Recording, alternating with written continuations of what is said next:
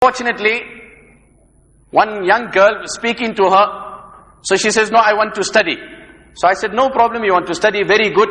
What's the reason you want to study? She says, no, my mother told me you must have a degree, so one day if your husband dumps you, at least you got some money. I said, that should never be the reason for a Muslim woman studying. Even if she studies, that is never the reason why she studies. The hadith of Nabi alayhi salam says, the manner in which you will expect, according to your expectations from Allah, that is how Allah will deal with you. It is correct within the jurisdiction, within the parameters, it is correct for you to pursue a degree, and rightfully so. But let this not be the motivating factor behind it. O Nabi of Allah, what is the crime of these women?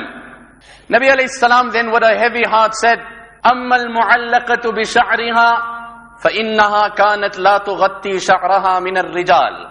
Oh my Fatima, oh my Ali, what can I tell you? That first woman who I seen hung in Jahannam, لو أن ثوبا من أثواب أهل النار علق بين السماء والأرض لمات جميع أهل الأرض من نتنها. If one garment from the dwellers of Jahannam has to be hung onto the sky, the foul smell that will emit from that garment will cause the instant death of every creature on this earth.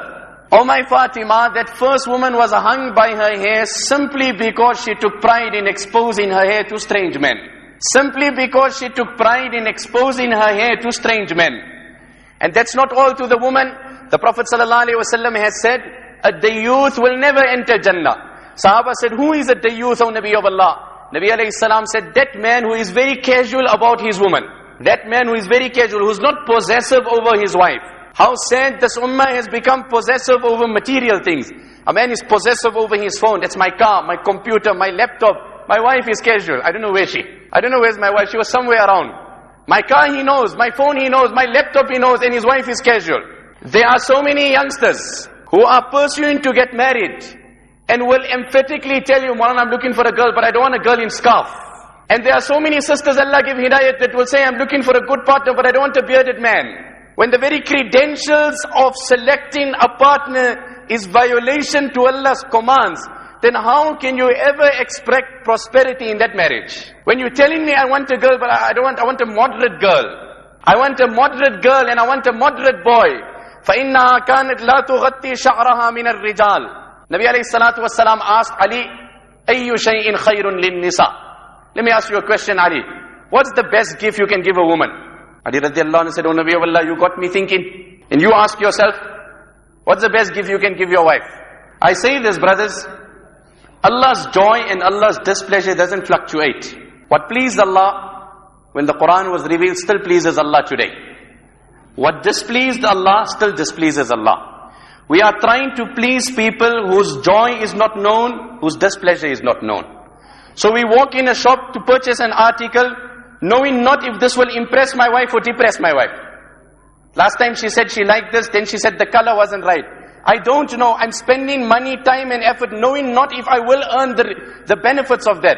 There's no doubt if you get up for Fajr, your Allah will be pleased or not. He is pleased. Yet we still run around trying to please the creation, whose joy is not known, whose displeasure is not known. So, Nabi alayhi salam asked Ali, Ali, what is the best gift you can give a woman?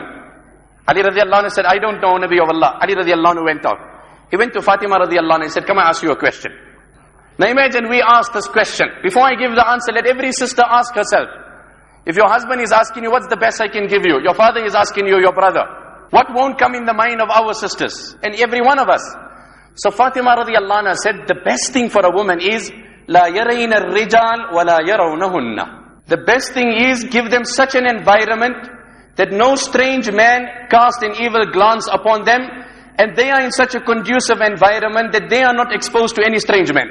So Nabi Ali Radiyallahu anhu got happy, and he came back to Nabi alayhi salam. He said, oh Nabi of Allah, I got the answer for you. Nabi alayhi salam said, what's the answer? He said, oh Nabi of Allah, the best thing to give a woman, keep her in an environment where you veil her and you save her from influence of men. Nabi alayhi salam said, man allamaka hadha? Who gave you this answer? So Ali Radiyallahu anhu said, Fatima. Nabi alayhi salam said, yes, that is my Fatima. It can only be my Fatima who will speak like that. Fatima tu bud'atum minni. It can only be my Fatima. No other Fatima will say this. It can only be my Fatima to say this. You study in the throes of death. After Nabi alayhi salam passed away, Fatima radiyallahu anha barely lived for 6 months. She was in the prime of her life, in her 20s. She was young. One day she attended one janaza after the death of Nabi alayhi salam, and then she wasn't very happy how the deceased was covered. So she called Asma radiyallahu anha and she said, Asma, listen, I'm very worried the day I pass away, and I'm making you in charge. Then she broke few branches from a tree and she made a coffin. And she covered it. And she said, Asma, I make you in charge. When I go, you cover me totally. My entire body must be wrapped up. I don't want any strange man to look at the cloth, never mind my body. In one riwayat I read myself, Nabi alayhi salam said, when humanity will congregate before Allah, and Fatima bint Muhammad sallallahu alaihi wasallam will stand up, then one announcer will announce, oh people, lower your gaze, Fatima wants to walk. Everybody will drop their gaze, then Fatima bint Muhammad sallallahu alaihi wasallam will cross. أما المعلقة بشعرها فإنها كانت لا تغطي شعرها. O Ali, O Fatima, the first woman hanging in Jahannam which I was shown on the night of Mi'raj, she openly fleshed her hair before strange men. As men we have been told to lower our gaze. Anas ibn Malik radiyallahu anhu says, دخلت على عثمان ibn Affan وَقَدْ رَأَيْتُ إِمْرَأَةً فِي الطَّرِيقِ مِنْ غَيْرِ قَصْدٍ. I was coming to attend the gathering of Uthman ibn Affan, and on the way, unintentionally, my gaze fell on a strange woman. And as I walked into the gathering, Uthman ibn Affan radiyallahu anhu said, يَدْخُلُ أَحَدُكُمْ وَآثَارُ الزِّنَا بَيْنَ عَيْنَيْهِ. Some of you are making a presence in this gathering when the signs of zina are vivid on their eyes. So Anas ibn Malik said, أَوَحْيٌ بَعْدَ رَسُولِ اللَّهِ صَلَّى اللَّهُ عَلَيْهِ وَسَلَّمْ. Are the doors of revelation still open? Are the doors of revelation still open? So Uthman ibn Affan said, no, it's not revelation through which I've realized this. وَلَكِنْ فِرَاسَةٌ صَادِقَةٌ. It is the inspiration in the heart of a believer by virtue of which I've identified this here. So really that is the first point that we take to heart. The pride of a woman is in covering herself. وَأَمَّا الَّتِي مُعَلَّقَةً بِلِسَانِهَا فَإِنَّهَا كَانَتْ تُؤْذِي زَوْجَهَا.